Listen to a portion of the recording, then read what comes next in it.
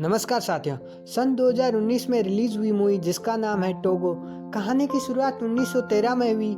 US Alaska के नोम शहर में एक व्यक्ति जिसका नाम सिफाला था, जो एक प्रसिद्ध मशहर भी था जो डॉग की सिलेक्ट करवाता था। और इस सिफाला के घर एक डॉग का जन्म होता है और उस डॉग का नाम वो सिफाला टोगो रखता है।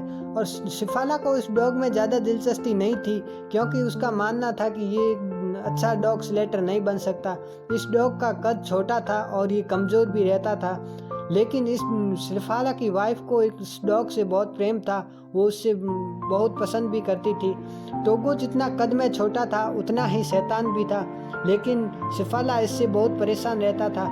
और एक दिन सिफाला इससे परेशान होकर एक लेडी को ये डॉग गिफ्ट में दे देता है और उसके घर पे छोड़ के आ जाता है। ये लेडी इस डॉग से बहुत परेशान हो जाती है और एक दिन परेशान होकर ये इसे एक रूम के अंदर बंद कर देती है। जब टोगो को कोई दूसरा रास्ता नहीं दिखता है तो वो एक कांच की खिड़की को वहाँ से तोड़कर निकलकर भाग जाता है और सिफाला के पास चला जाता है, जहाँ पर सिफाला डॉग की ट्रेनिंग कर रहा था। टोगो वहाँ पर जाकर वहाँ पर खड़े सारे डॉग को डिस्टर्ब कर देता है, पर सिफाला वहाँ पर परेशान होकर टोगो को पकड़ देता है और वो देखता है कि उसके पैर में खून आ रहा था। ऐसा देखने के बाद वो उसे स्लेट के ऊपर बिठा देने की कोशिश करता था, लेकिन वो वहाँ से भाग जाता था। उसके बाद सिफाला उसे डॉग की लीड में सबसे पीछे की तरफ बांध देता है, लेकिन वो उसकी गति तेज होने के कारण वो सबसे तेज भाग रहा था। इसके बाद सिफाला ने इस डॉग को सबसे आगे लीड डॉग की जगह बांध दिया था। उसके बाद भी ये बहुत तेजी से भाग रहा था, बहुत तेज भागता है और अपने सफ़र को जल्दी ही पूरा कर लेता है। अब यहाँ पर सिफाला बहुत चौंक जाता है, लेकिन वो बहुत खुश भी होता है और वो अपने घर आकर अपनी वाइफ को बताता है कि टोगो सारे डॉग में से सबसे तेज भागता है, वो एक अच्छा लीड डॉग भी बन सकता है, क्योंकि इस दिन इसने महज 8 महीने की उम्र में 75 मील्स की दूरी बिना ट्रेनिंग के पूरी की थी। और इसके बाद सिफाला इस डॉग को ट्रेन डॉग बनाता है और उसे लीड करने की सारी ट्रेनिंग पूरी करवाता है। अब टोगो उस वक्त नोम शहर में होने वाले सारे कंपटीशन जीत लेता है और वहाँ पर उसके नाम कई रिकॉर्ड भी बन चुके थे। अब टोगो उस वक्त का सबसे अच्छा लीड डॉग बन चुका था और सिफाला उस वक्त का सबसे अच्छा मसर बन चुका था। अब इन दोनों के बीच में दोस्ती बहुत घनी हो चुकी थी और इसी के रहते नोम शहर में एक बीमारी आती है जिसका नाम डिप्थीरिया था, जिसके रहते कई बच्चों की मौत होने लग चुकी थी। अब इस बीमारी की कोई सिरम यहाँ पर नहीं थी।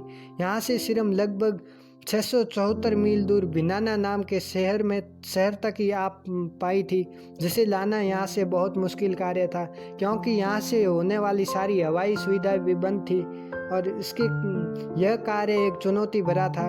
और इस कार्य को करने के लिए एक कमेटी बुलाई गई और उसमें यह फैसला लिया गया कि यह कार्य एक प्रसिद्ध मशहर सिफाला को दिया जाएगा। सिफाला इस कार्य को करने से एक बार तो मना कर देता है, लेकिन दूसरी बार जब उसके मन में उन बच्चों को देखकर करुणा की भावना आती है, वो यह निश्चय करता है कि मैं इस सिरम को लेकर आऊँगा।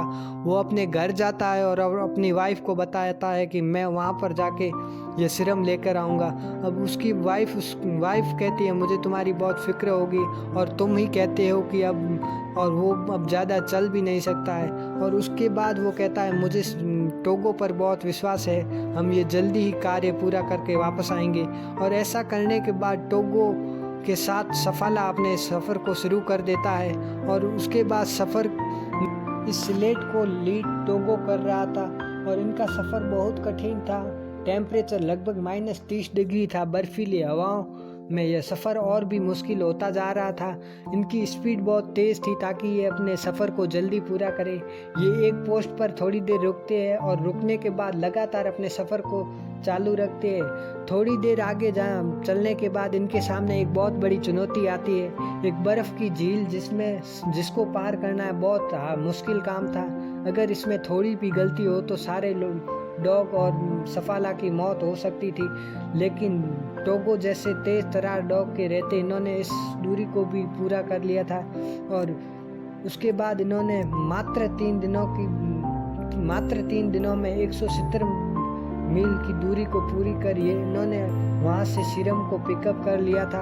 अब यहाँ से ही वे लोग वापस के लिए रवाना होने वाले थे, तभी वहाँ के सारे लोग ने टोगो को वापस भेजने से मना कर देते थे, क्योंकि वहाँ पर खड़े लोगों का मानना था कि टोगो अब बहुत कमज़ोर हो चुका है और वो अब सफ़र पूरा नहीं कर पाएगा और वो बीच में ही दम तोड़ देगा।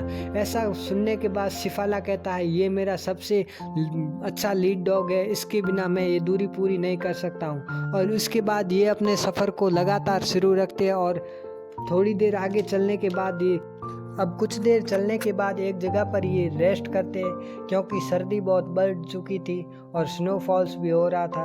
अब यहाँ पर एक डॉक्टर आती है जो टोगो का ट्रीटमेंट करने वाली थी और यह टोगो की ऐसी हालत देखकर उसका हृदय बहल चुका था। वो कहती है टोगो अब जल्दी ही मर जाएगा, लेकिन सिफाला को उस पर पूरा विश्वास था कि टोगो इस सफ़र को पूरा करेगा। अब ये अपने सफ़र को कंटिन्यू रखते हैं। अब कई दिनों के कड़े परिश्रम और टोगो जैसे महान लीडर के रहते इन्होंने आखिरकार अपने सफ़र को पूरा कर दिया था। अब ये नोम शहर तक पहुंच चुके थे और इससे आगे का सफ़र अब गनर व बाल्टो इस सफ़र को पूरा करेंगे। अब इस सफ़र को पूरा करने के बाद ये हॉस्पिटल तक सिरम लेके गए तो प्रशंसा के हकदार भी सारे बाल्टो व गनर बने।